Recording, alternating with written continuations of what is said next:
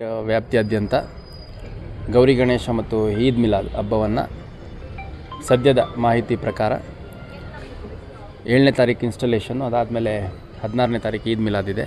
ನಮ್ಮ 9ನೇ ಮತ್ತು 11ನೇ ದಿನದ ಗಣೇಶ ಮೆರವಣಿಗೆಗಳೇನಿದ್ದಾವೆ ಅವು ಪ್ರಮುಖವಾಗಿ 15 ಮತ್ತು 17ನೇ ತಾರೀಕು ಬರುವಂಥದ್ದು. ಈ ಎಲ್ಲ ಹಬ್ಬಗಳ ಹಿನ್ನೆಲೆಯಲ್ಲಿ ಶಾಂತಿ ಸುವ್ಯವಸ್ಥೆ ಕಾಪಾಡಬೇಕು ಅಂತಂದು ಸಾಕಷ್ಟು ಪ್ರಯತ್ನ ನಮ್ಮ ಅಧಿಕಾರಿ ಸಿಬ್ಬಂದಿಗಳು ಮಾಡ್ತಾ ಇದ್ದಾರೆ. ಅದು ಏರಿಯಾ ಫ್ಯಾಮಿಲಿಯರೈಸೇಷನ್ ಇರ್ಬೋದು, ಏರಿಯಾ ಡಾಮಿನೇಷನ್ ಇರ್ಬೋದು, ಫುಟ್ ಪೆಟ್ರೋಲಿಂಗ್ ಇರ್ಬೋದು, ಅದೇ ರೀತಿ ಯಾರು ಹಿಂದೆ ಅಪರಾಧ ಪ್ರಕರಣಗಳಲ್ಲಿ ಭಾಗಿಯಾಗಿದ್ದಾರೆ ಅವ್ರುಗಳ ಮೇಲೆ ಪ್ರಕರಣ ದಾಖಲು ಮಾಡ್ಕೊಳೋವಂಥದ್ದು ಇರ್ಬೋದು, ಪ್ರಿವೆಂಟಿವ್ ಆ್ಯಕ್ಷನ್ ತೊಗೊಳೋವಂಥದ್ದು ಇರ್ಬೋದು. ಅದು ಮುಂದುವರೆದ ಭಾಗವಾಗಿ ರೌಡಿ ಶೀಟರ್ಗಳ ಮನೆಯನ್ನು ಚೆಕ್ ಮಾಡುವಂಥದ್ದು ಮತ್ತು ರೌಡಿ ಶೀಟರ್ಗಳ ಚಟುವಟಿಕೆಯನ್ನು ಗಮನಿಸುವಂಥದ್ದು, ಅದರ ಒಂದು ಭಾಗವಾಗಿ ನಮ್ಮ ಕಮಿಷನರೇಟ್ನ 15 ಪೊಲೀಸ್ ಠಾಣೆಗಳಲ್ಲಿ ಇವತ್ತು ರೌಡಿ ಶೀಟರ್ಸ್ ಪೆರೇಡನ್ನು ಮಾಡಲಾಗಿದೆ. ಪ್ರಮುಖವಾಗಿ ಗ್ಯಾಂಗ್ಗಳ ರೀತಿಯಲ್ಲಿ ಇದ್ದಂಥ ಸುಮಾರು 25 ಪ್ರಮುಖ ಜನರನ್ನು ನಮ್ಮ CCB ಕಚೇರಿಯಲ್ಲಿ ಅವ್ರನ್ನ ವಿಚಾರಣೆಗಳು ಒಳಪಡಿಸುವಂಥದ್ದು ಮತ್ತು ಅವರ ಚಟುವಟಿಕೆ ಬಗ್ಗೆ ಅವರ ಬಗ್ಗೆ ಮಾಹಿತಿಯನ್ನು ಕಲೆ ಹಾಕುವಂಥದ್ದು ಪ್ರತ್ಯೇಕವಾಗಿ ಕೂಡ ಮಾಡ್ತಾಯಿದ್ದಾರೆ. ಸೊ ಇದರ ಹಿನ್ನೆಲೆಯಲ್ಲಿ ನಮ್ಮ ಇಡೀ ಕಮಿಷನರೇಟಲ್ಲಿ ಸುಮಾರು 1600ರಷ್ಟು ರೌಡಿ ಶೀಟರ್ಸ್ಗಳು ಇದ್ದಾವೆ.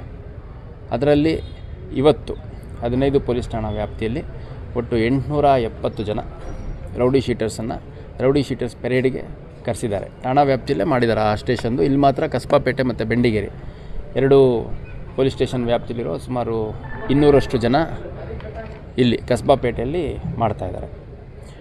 ಮುಖ್ಯವಾಗಿ ಯಾರು ಬದಲಾವಣೆಯಾಗಿ ಸರಿದಾರಿಯಲ್ಲಿ ಹೋಗಲಿಕ್ಕೆ ಸಿದ್ಧರಿದ್ದಾರೆ ಅಂಥವ್ರ ಬಗ್ಗೆ ನಾವು ಮಾಹಿತಿಯನ್ನು ಕಲೆ ಹಾಕಿ ಅಂಥವ್ರುಗಳ ರೌಡಿ ಶೀಟ್ಸ್ಗಳನ್ನು ಕ್ಲೋಸ್ ಮಾಡಲಿಕ್ಕೂ ಕೂಡ ನಮಗೆ ಪೊಲೀಸ್ ಮ್ಯಾನ್ಯುವಲಲ್ಲಿ ಅವಕಾಶ ಇದೆ.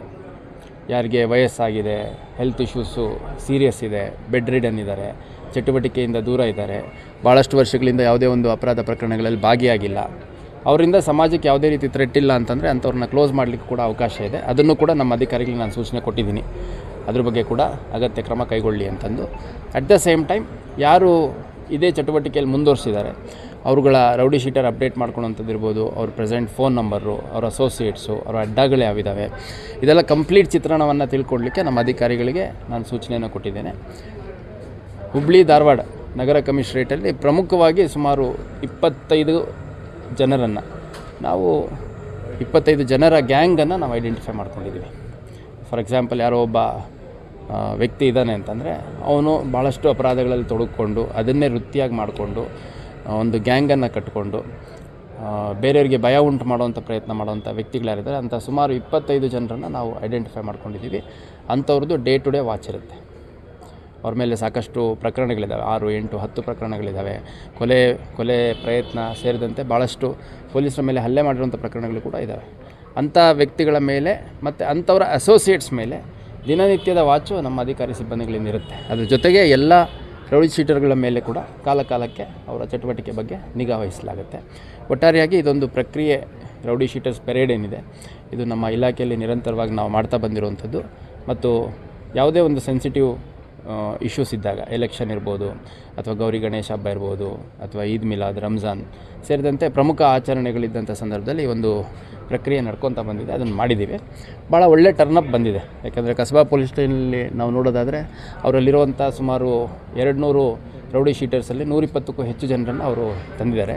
ಇನ್ನು ಸುಮಾರು ಒಂದು 40ರಷ್ಟು ನಾನ್ jurisdictional rowdy sheeters, B sheeters ಅಂತ ಕರಿತೀವಿ, ಅವ್ರನ್ನ ಬೇರೆ ಪೊಲೀಸ್ ಠಾಣೆಯಲ್ಲಿ ತಂದಿರ್ತಾರೆ. ಇನ್ನು ಕೆಲವರು ಜೇಸಿಲಿದ್ದಾರೆ, ಇನ್ನು ಕೆಲವರು ತುಂಬ ಕ್ರಿಟಿಕಲ್ ಹೆಲ್ತ್ ಇಶ್ಯೂಸಲ್ಲಿರುವಂಥವ್ರು ಇದ್ದಾರೆ ಅನ್ನುವಂಥದ್ದು ಕೂಡ ಹೇಳಿದ್ದಾರೆ. ಒಟ್ಟಾರೆಯಾಗಿ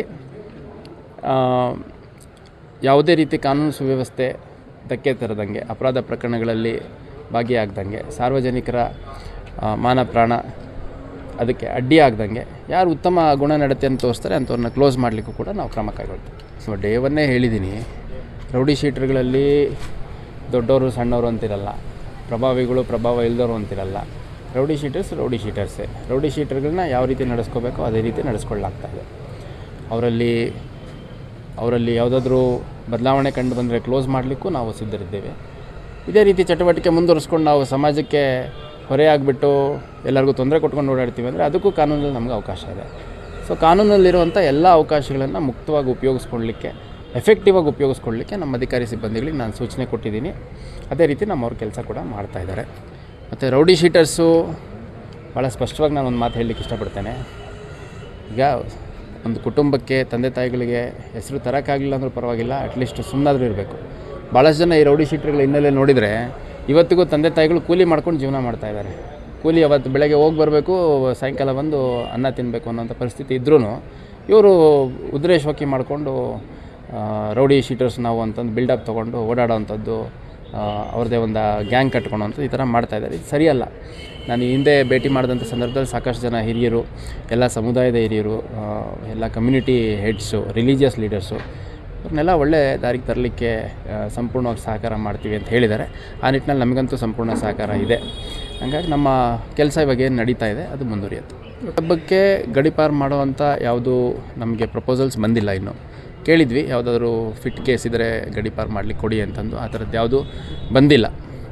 ಸೊ ಬಂದರೆ ಗಡೀಪಾರು ನೋಡಿರಿ, ಈಗ ಗಡೀಪಾರು, ಗೂಂಡಾ ಆ್ಯಕ್ಟು ಇವೆಲ್ಲ as and when circumstances arise, as and when ಯಾರಾದರೂ ಇಂಡಿವಿಜುವಲ್ದು ಆ್ಯಕ್ಟಿವಿಟಿ ಜಾಸ್ತಿ ಇದೆ ಅಂತಂದಾಗ ಕೂಡ ಮಾಡಲಿಕ್ಕೆ ಅವಕಾಶ ಇದೆ. ಅದನ್ನೆಲ್ಲ ಹೇಳಿದ್ದೀನಿ ನಾನು. ಈಗ ನೋಡಿ, ಭಾಳ ಸ್ಪಷ್ಟವಾಗಿ ನಾವು ಪ್ರಿವೆಂಟಿವ್ ಕೇಸಸ್ ಮಾಡ್ಬೋದು, ಅದೇ ರೀತಿ ಎಕ್ಸ್ಟರ್ನಮೆಂಟ್ ಮಾಡ್ಬೋದು, ಗಡೀಪಾರು ಮಾಡುವಂಥದ್ದು, ಗೂಂಡಾ ಆ್ಯಕ್ಟ್ ಹಾಕ್ಬೋದು. ಆರ್ಗನೈಸ್ಡಾಗಿ ಇವರೇನಾದರೂ ಕ್ರೈಮ್ ಮಾಡ್ತಿದ್ರೆ ನಮ್ಮಲ್ಲಿ Karnataka control of organised crimes act ಅಂತ, ಕಕೋಕ ಅಂತ ಒಂದು ಆ್ಯಕ್ಟ್ ಇದೆ. ಸೊ ಅದು ನಮಗೆ ಅವಕಾಶ ಇದೆ. ಇನ್ನು ಏನೆಲ್ಲ ಅವಕಾಶ ಇದೆ ಎಲ್ಲ ಎಕ್ಸ್ಪ್ಲೋರ್ ಮಾಡಲಿಕ್ಕೆ ಹೇಳಿದ್ದೀವಿ. ವಾರೆಂಟ್ಗಳಿದ್ದರೆ ಎಕ್ಸಿಕ್ಯೂಟ್ ಮಾಡಿ, ಸಮನ್ಸ್ ಇದ್ದರೆ ಎಕ್ಸಿಕ್ಯೂಟ್ ಮಾಡಿ, ಯಾವುದೇ ಕಾರಣಕ್ಕೆ ಇವರಿಗೆ ಎಕ್ಸಮ್ಷನ್ ಕೊಡೋದು ಬೇಡ ಅನ್ನೋಂಥದ್ದು. ಈಗ ಭಾಳ ಸ್ಪಷ್ಟವಾಗಿ ನೋಡಿ, 1700 ಜನ ರೌಡಿ ಶೀಟರ್ಸ್ ಇದ್ದಾರೆ ನಮ್ಮಲ್ಲಿ.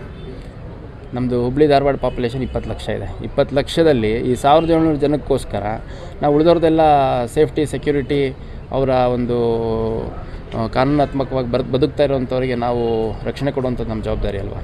ಹಂಗಾಗಿ ಭಾಳ ಸ್ಪಷ್ಟವಾಗಿ, ನಿರ್ದಾಕ್ಷಿಣ್ಯವಾಗಿ ಯಾವುದೇ ಒಂದು ಅಪರಾಧ ಪ್ರಕರಣಗಳಲ್ಲಿ, ಸಾರ್ವಜನಿಕ ನೆಮ್ಮದಿ ಹಾಳು ಮಾಡುವಂಥ ಪ್ರಕರಣಗಳಲ್ಲಿ ತೋರಿಸ್ಕೊಂಡ್ರೆ ಅವ್ರ ಮೇಲೆ ಎಲ್ಲ ರೀತಿ ಕ್ರಮ ಆಗುತ್ತೆ. ಅಲ್ಲ, ಯಾರು ಹೇಳಿ ಅಂಥವ್ರು ಅಲ್ಲ, ಹೇಳಿರಿ. ಇವಾಗ ಭಾಳ ಸ್ಪಷ್ಟವಾಗಿ ಇದು ನಾವು ರೌಡಿ ಶೀಟರ್ಸ್ ಪೆರೇಡ್ ಮಾಡಿದಂಥ ಸಂದರ್ಭದಲ್ಲಿ ಸಾಕಷ್ಟು ಸಾರಿ ಈ ಪ್ರಶ್ನೆ ನಮಗೆ ಕೇಳಲ್ಪಟ್ಟಿದ್ದಾರೆ. ಈಗ ನಾನಂತೂ ನನ್ನ ಸ್ಪಷ್ಟ ಸೂಚನೆ ನಮ್ಮ ಅಧಿಕಾರಿಗಳಿಗೆ, ಯಾರ್ಯಾರು ನಿಮ್ಮಲ್ಲಿ ರೌಡಿ ಶೀಟರ್ಸ್ ಇದ್ದಾರೆ ಅವ್ರನ್ನೆಲ್ಲ ತೊಗೊಂಬನ್ನಿ ಅನ್ನೋಂಥದ್ದು ಹೇಳಿದ್ದೀನಿ.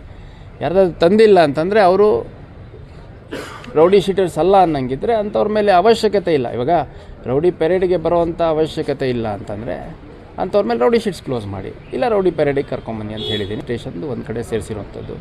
ಈಗ ಬೇರೆ ಬೇರೆ ಸ್ಟೇಷನ್ಗಳಲ್ಲೂ ನಡೀತಾ ಇದೆ, ಈ ಪ್ರಕ್ರಿಯೆ ನಡೀತಾ ಇದೆ. ನಾನು ಸ್ಪೆಸಿಫಿಕ್ಕಾಗಿ ಹಿಂದೆ ಒಂದು ಕ್ರೈಮ್ ಕಾನ್ಫರೆನ್ಸ್ ಮಾಡಿದಂಥ ಸಂದರ್ಭದಲ್ಲಿ ಪ್ರತಿಯೊಂದು ಪೊಲೀಸ್ ಸ್ಟೇಷನಲ್ಲಿ ಯಾರ್ಯಾರು ಪ್ರಮುಖ ರೌಡಿಗಳಿದ್ದಾರೆ ಮತ್ತು ಯಾರ್ಯಾರು ಆ್ಯಕ್ಟಿವ್ ಆಗಿದ್ದಾರೆ, ಯಾರ್ಯಾರು ಚಟುವಟಿಕೆಯಲ್ಲಿ ಇವಾಗಲೂ ಕೂಡ ಭಾಗಿಯಾಗಿದ್ದಾರೆ ಅನ್ನೋವಂಥದ್ದು ಪ್ರತಿಯೊಂದು ಸ್ಟೇಷನಲ್ಲಿ ಒಂದು 8ರಿಂದ 10 ಜನದ ಲಿಸ್ಟ್ ಮಾಡ್ಕೊಂಡಿದ್ದೀವಿ. ಆ ಪ್ರಕಾರ ತರಲಿಕ್ಕೆ ಕೂಡ ನಾನು ಸೂಚನೆ ಕೊಟ್ಟಿದ್ದೀನಿ. ತಂದಿದ್ದಾರೆ ಅನ್ನೋಂಥದ್ದು ನನ್ನ ಭಾವನೆ. ಅಕಸ್ಮಾತ್ ಯಾರನ್ನಾದ್ರು ಬಿಟ್ಟಿದ್ದಾರೆ ಅಂತಂದರೆ ಯಾಕೆ ಬಿಟ್ಟಿದ್ದಾರೆ ಅನ್ನೋದು ಎಕ್ಸ್ಪ್ಲೈನ್ ಮಾಡಬೇಕಾಗುತ್ತೆ.